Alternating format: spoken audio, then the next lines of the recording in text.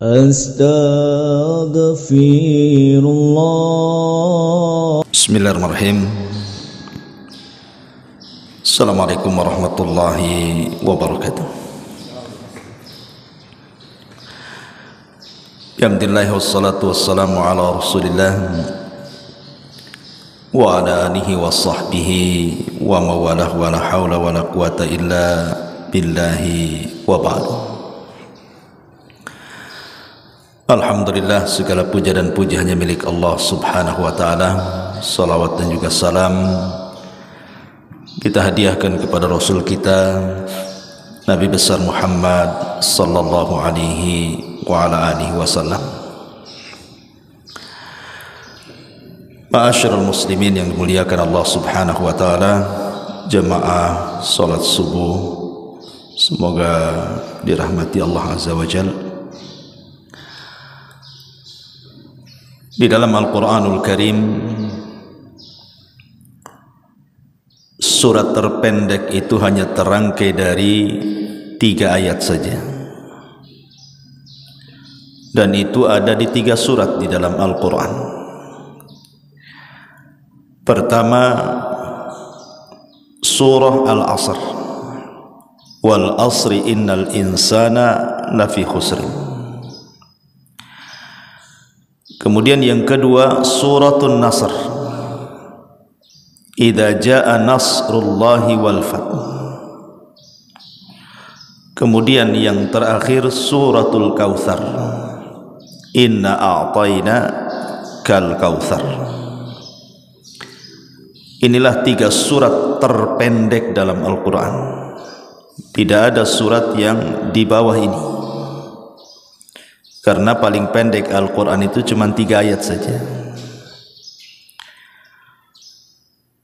Nah, di antara surat-surat terpendek dari 3 ini, yang paling pendek adalah Al-Kautsar dibandingkan wal asri atau An-Nasr. Berarti kita tahu bahwa surat terpendek dalam Al-Quran itu suratul Kautsar. Tetapi walaupun suratul Kautsar ini surat yang sangat pendek, bukan berarti kemudian pendek pula maknanya. Justru suratul Kautsar ini adalah surat yang luar biasa maknanya. Banyak yang bisa kita petik pelajaran dalam suratul Kautsar ini.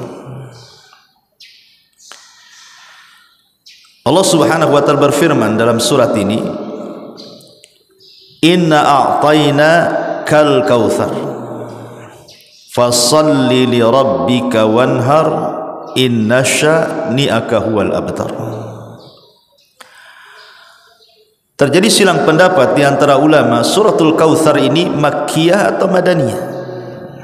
Makna makkiyah itu apakah dia turun sebelum hijrah, ataukah dia turun setelah hijrah yang disebut dengan madaniyah. Jangan salah paham, bukan berarti Makkiyah turun di kota Mekah, Madaniyah itu turun di kota Madinah, bukan itu definisinya. Karena ada juga Rasul sudah hijrah di Madinah, turun pula surat di Mekah, tapi disebut Madani. Jadi definisi yang benar antara Makkiyah dan Madaniyah itu dilihat dari hijrah. Jadi setiap ayat yang turun sebelum hijrah disebut Makkiyah. Setiap ayat yang turun setelah hijrah disebut Madaniyah, walaupun turun di Mekah. Itulah di Quran ada istilah surah Makkiyah dan Madaniyah. Lah suratul Kautsar ini menjadi polemik para ulama, apakah dia Makkiyah ataupun Madaniyah. Ditilik dari ujung surat, maka dia Makkiyah. Inna sya'ni'aka huwal abtar. Tapi dilihat dari permulaan surat, fasalli li rabbika wanhar, ini Madaniyah, karena pensyariatan salat dan kurban itu ada di kota Madinah setelah hijrah Nabi. Berarti polemik para ulama tentang Al-Kautsar ini kembali kepada asbab nuzul. Bagi yang mengatakan bahwa Al-Kautsar ini adalah Makkiyah, karena asbab nuzul di mana di zaman Nabi sallallahu alaihi wasallam ada seorang musyrik yang sangat memusuhi Nabi, namanya Al-As ibn Wa'il As-Sahmi. Al-As ibn Wa'il As-Sahmi ini orang yang paling membenci Nabi. Saking bencinya kepada Nabi SAW, Al-As ini tidak punya rasa kasihan, tidak punya rasa iba, dicabut rasa rahmatnya dari hati Al-As ini. Ketika salah satu putra Nabi SAW meninggal dunia, maka Al-As ibn Wa'il As-Sahmi mengatakan di hadapan orang-orang Quraisy dan mengatakan, da'uhu fa innahu abtar, biarkan saja si Muhammad itu, tinggalkan saja si Muhammad itu, tidak perlu digubris, tidak perlu dilayan, karena dia sudah abtar. Abtar itu artinya terputus nasabnya, karena dengan meninggalnya anak laki-laki namanya tidak akan disebut-sebut lagi. Kayak antum nih punya satu anak laki-laki, satu anak perempuan. Kalau anak laki-laki antum menikah kemudian punya anak, berarti kan cucu antum, pasti binnya nyambung dengan antum. Umpamanya saya Abu Humairah punya anak Humairah, menikah dengan laki-laki, saya nggak akan disebut. Kenapa? Karena nasab itu jalurnya dari laki-laki. Beda dengan perempuan, nggak akan nyambung tuh. Makanya kenapa anak laki-laki di zaman jahiliyah itu anak kebanggaan, dan mereka kalau seandainya punya anak perempuan itu terkadang dikubur hidup-hidup tuh, karena bencinya dengan anak perempuan. Sampai Allah Subhanahu wa taala firmankan, idza busyira ahadukum bil untha dhalla wajhuhu muswaddan wa huwa kadhib. Apabila dihabar gembirakan kepada mereka dengan kelahiran anak perempuan, marah tuh mereka. Terkadang di antara mereka itu ada yang sembunyi-sembunyi kemudian menguburkan anaknya hidup-hidup. Makanya Allah turunkan ayat, wal mau'udatu su'ilat bi ayyi dzambin qutilat, dan bayi-bayi yang dibunuh dengan cara sadis dikubur hidup-hidup itu akan datang kepada Allah dan mengatakan, atas dosa apa kau bunuh aku, katanya. Makanya ketika orang-orang jahiliyah itu punya anak laki-laki, bangganya luar biasa, sehingga ketika Nabi SAW punya anak laki-laki kemudian meninggal, Qasim meninggal, Abdullah meninggal, Ibrahim juga meninggal, kan gitu, maka Al-As ibn Wa'il As-Sahmi dan mengatakan, da'uhu fa innahu abtar, biarkan sajalah si Muhammad itu, kalau sudah mati itu selesailah, dia tidak akan disebut lagi, karena sudah tidak punya nasab. Dia tidak paham Al-As ibn Wa'il As-Sahmi ini bahwa Nabi itu bukan bapak bagi anak-anaknya, tapi Nabi itu bapak dari seluruh umatnya. Artinya tidak akan terputus, kan gitu ya. Makanya istri-istri Nabi disebut ummahatul mukminin, ibu-ibunya orang-orang yang beriman. Berarti Nabi bapak bagi orang-orang yang beriman. Maka Muhammadun aba ahadin min rijalikum walakin Rasulullah wa khatamun nabiyyin. Muhammad itu bukan bapak bagi anak-anaknya saja, tapi dia Rasul dan penutup para nabi, maknanya bapak bagi seluruh umatnya. Makanya ketika kemudian Nabi SAW diejek oleh Al-As ibn Wa'il As-Sahmi, merasa sedih, merasa kecewa. Kok ada orang yang tidak punya iba anaknya meninggal, bukannya takziah malah mencelanya. Tetapi Allah Subhanahu wa taala hendak menghibur hati Nabi. Ketika hatinya disakiti dan terluka karena celaan orang-orang musyrik, maka Allah Subhanahu wa taala turunkan ayat, inna a'tayna kal kautsar, Fashalli li rabbika wanhar inna syani'aka huwal abtar. Terhiburlah hati Rasul dengan turunnya ayat ini. Dari asbab nuzul inilah maka sebagian para ulama mengatakan bahwa suratul Kautsar itu adalah Makkiyah, karena peristiwa Al-As ibn Wa'il As-Sahmi ini ketika periode Mekah sebelum hijrah Nabi SAW. Tapi bagi yang mengatakan bahwa suratul Kautsar Madaniyah ini dilihat dari pensyariatan salat dan kurban.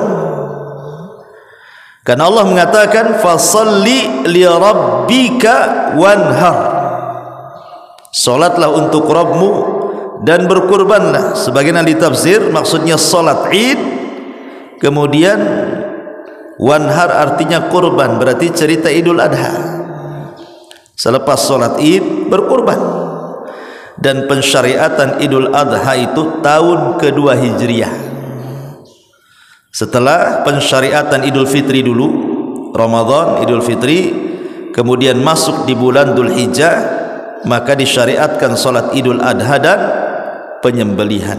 Berarti ditilik dari fashalli li rabbika wanhar, berarti Al-Kautsar itu adalah Madani. Turun setelah hijrah Nabi SAW. Terlepas apakah dia Madani ataukah Makki, kita akan coba membahas isi kandungan daripada suratul Kautsar ini. Allah Subhanahu wa taala mengatakan inna a'tayna kal kautsar. Inna sesungguhnya kami. Dalam Quran itu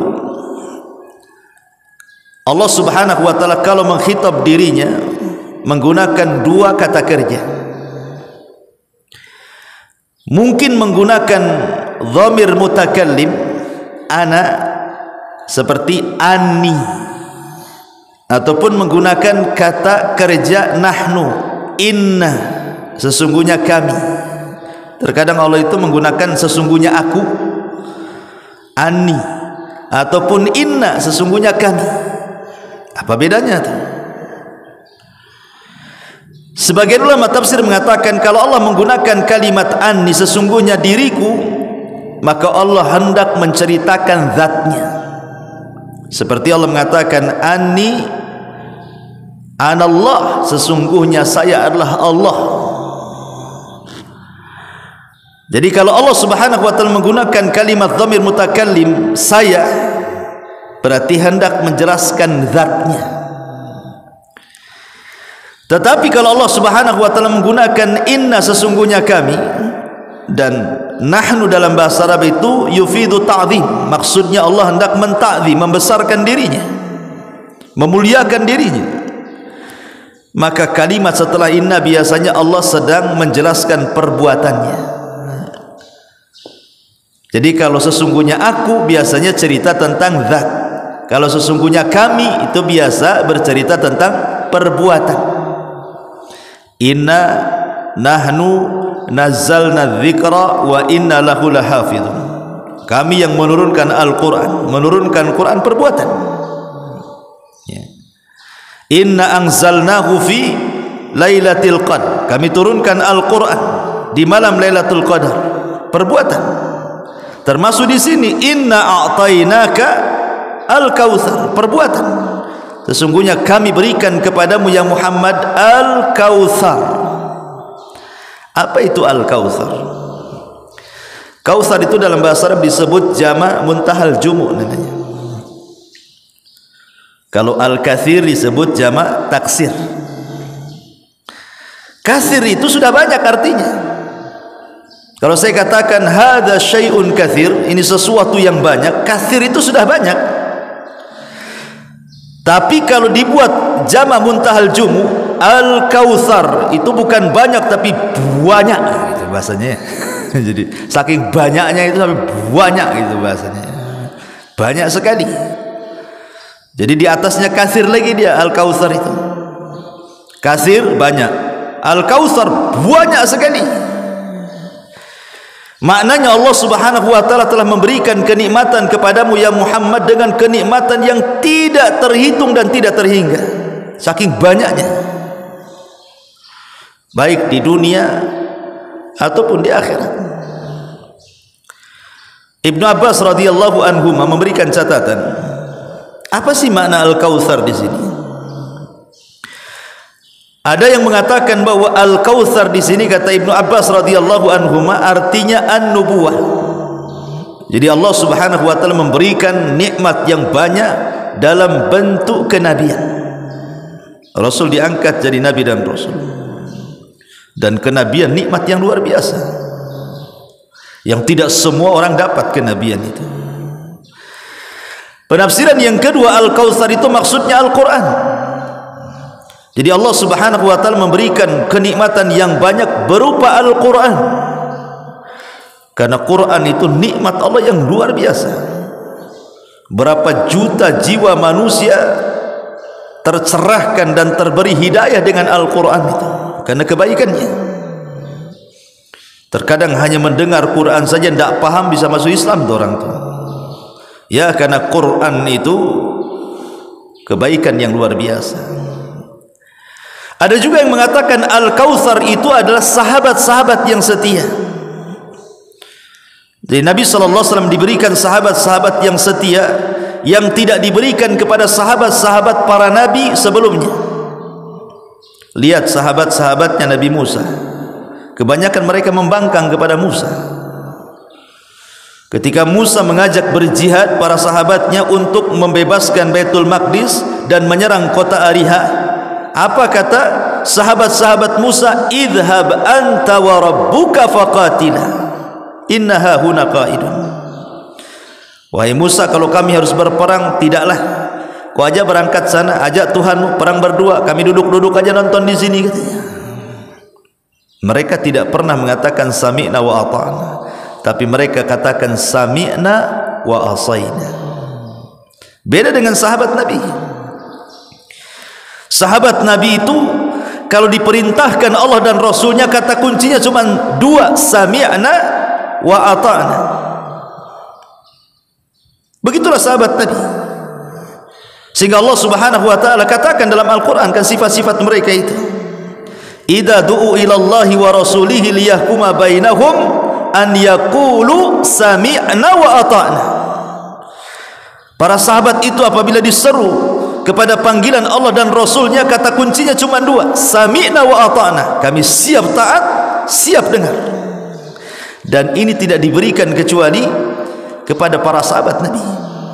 Sampai-sampai Urwah Ibn Mas'ud Al-Thaqafi, saat masih musyrik dialah yang menjembatani perjanjian Hudaybiyah. Urwah ini salah satu utusan orang-orang Quraisy untuk menghadap Nabi dalam perjanjian Hudaybiyah itu. Urwah menceritakan, aku loh sudah datang ke Persia dan aku melihat orang-orang Persia bagaimana mengagungkan Kisra. Aku sudah datang ke Romawi, bagaimana aku melihat orang-orang mengagungkan Kaisar. Aku sudah pernah ke Ethiopia, bagaimana orang-orang mengagungkan Najasyi. Tapi aku tidak pernah melihat sahabat Nabi mengagungkan nabinya melebihi sahabat Rasul kepada nabinya. Apabila Nabi meludah, ditangkap ludahnya, kemudian diusap di wajahnya. Apabila Nabi SAW wudu, bekas wudunya hampir berperang untuk rebutan mengambil berkahnya. Apabila Nabi SAW bicara, tidak ada satupun yang berani mengangkat wajahnya. Dan begitu seterusnya. Aku tidak pernah melihat seorang atau sahabat-sahabat Nabi yang mengagungkan nabinya melebihi sahabat Nabi kepada nabinya, katanya. Dan ini luar biasa, ikhwan. Kesetiaan itu luar biasa. Dan semua sahabat Nabi sangat setia kepada nabinya, dan itu Al-Kautsar, kenikmatan yang banyak. Ada juga yang mentafsirkan Al-Kautsar ini adalah Rasul diberikan umat yang merupakan umat terbaik dari seluruh umat-umat para nabi.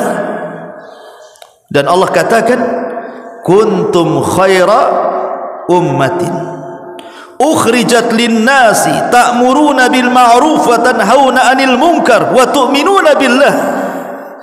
Kalian sebaik-baik umat yang dikeluarkan kepada manusia, kata Allah. Tidak ada umat terbaik melebihi umat Nabi sallallahu alaihi wasallam. Dan Al-Kautsar itu artinya umat terbaik yang diberikan kepada Nabi sallallahu alaihi wasallam. Gimana tidak dikatakan umat terbaik? Allah Subhanahu wa taala anugerahkan kepada umat ini nabi terbaik kepada mereka, Rasul sallallahu alaihi wasallam. Allah berikan kepada umat ini kitab terbaik, Al-Qur'an, yang tidak diberikan kepada umat-umat sebelumnya. Bahkan Allah Subhanahu wa taala berikan kepada umat ini pahala yang jauh lebih banyak dibandingkan pahala yang pernah diberikan Allah kepada umat-umat sebelumnya. Dengan pendeknya usia umat Islam dan sedikitnya beramal mereka, tapi Allah berikan balasan yang jauh lebih besar dibandingkan yang Allah berikan kepada umat-umat sebelumnya. Dengan kata lain, amalan kecil memiliki pahala besar, dan itu hanya ada di umat Islam. Satu malam kalau antum dapati Lailatul Qadar, sama seperti antum mengamalkan satu ibadah dilakukan 84 tahun atau bahasa Quran 1000 bulan. Mana ada umat dulu Lailatul Qadar? Enggak ada. Sehingga kalau antum mendapatkan 30 kali saja atau 40 kali Lailatul Qadar, seolah-olah usia antum banyak tuh. 84 tahun kalilah 40 tahun. Seolah-olah kita juga punya usia ribuan tahun sama dengan umat sebelum kita. Makanya Al-Kautsar itu artinya umat terbaik yang Allah berikan kepada Rasul sallallahu alaihi wasallam. Dan banyak lagi, ini di dunia.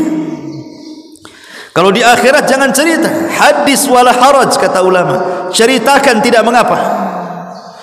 Bagaimana Nabi SAW diberikan syafaatul udmah, atau yang pertama kali bangkit dari kuburan, Rasul sallallahu alaihi wasallam. Di tangannya syafaatul udmah. Semua para nabi tidak sanggup memberikannya kecuali Nabi sallallahu alaihi wasallam. Orang yang pertama kali melintasi titian siratal mustaqim. Orang yang pertama kali membuka pintu sorga. Orang yang diberikan telaga yang lebih besar dibandingkan telaga para nabi. Sehingga sebagian ahli tafsir yang mengatakan inna a'tayna kal kautsar. Al-Kautsar di sini adalah ismul haud, nama telaga di sorga yang diperuntukkan kepada Nabi sallallahu alaihi wasallam, yang alirannya sampai di padang mahsyar, di mana setiap para nabi punya telaga. Dan Nabi SAW memiliki telaga terbesar dari seluruh telaga-telaga para nabi. Airnya lebih putih dibandingkan susu, lebih manis dibandingkan madu.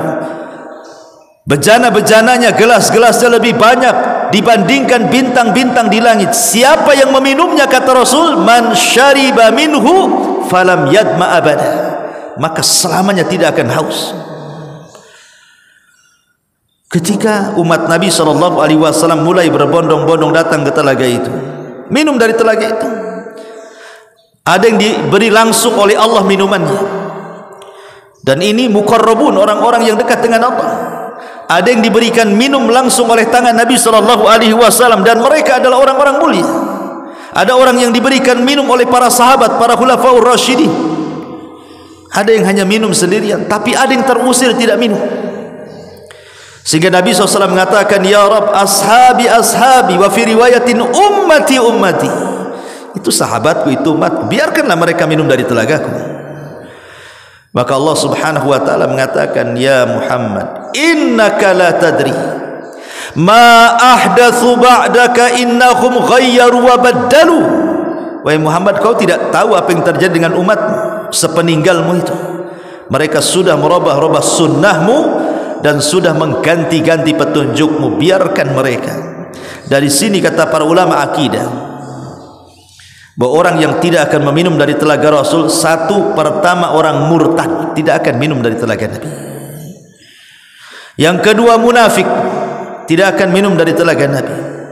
Yang ketiga ahlul bidah, orang-orang yang melakukan bid'ah tidak akan minum dari telaga Nabi.